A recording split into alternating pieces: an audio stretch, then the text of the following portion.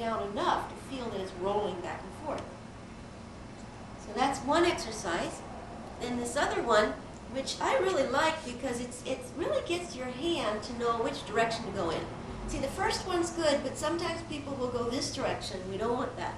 You want to go along the side of the string, along the length of the string, maybe a little bit sideways, just a hair, but not much. This one, I'm using the A string right now, but you should do this on all the strings.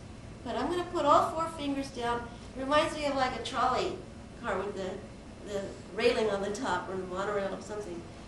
So you put all your fingers down, and then you travel along the string like that, and you let your wrist go back and forth. Your wrist has to wag, otherwise it's not going to help you with the vibrato so much. So now we're doing this.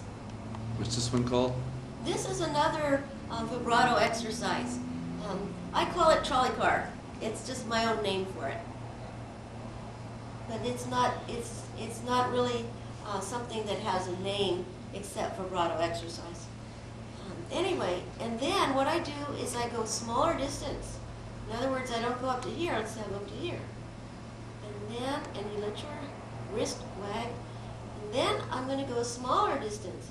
But then I decided to use one finger and do this now. So I'm going to use the long finger, I'm going to do the same thing. But then I decide, okay, I'm going to make the distance even smaller now. And it's going to be there. Now it's one spot, but guess what? My hand wants to do that, which is vibrato. Because if you've been doing this long enough, your hand got used to it.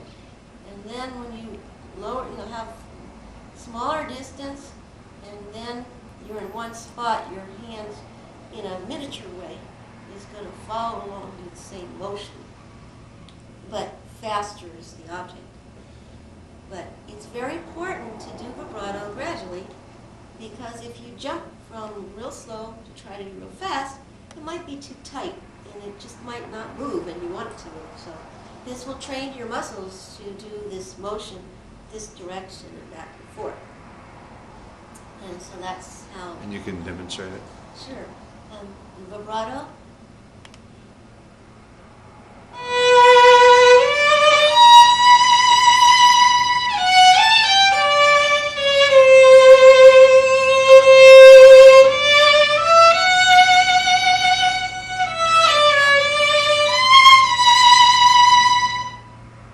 Softens the tone up, it makes it more resonant, and it's very good for singing pieces. Now, vibrato, sometimes I use it on more notes in one piece, fewer notes in another one, so I don't always use it on every single note, although some people use it more often than others, but I like to vary it. So let's say I'm going to play some melody where I go...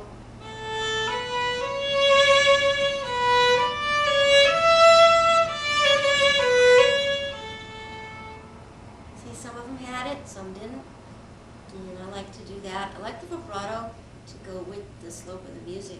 See, the melody goes upward, I might use more. If there's a note that's held longer, like let's say you're going up to a note,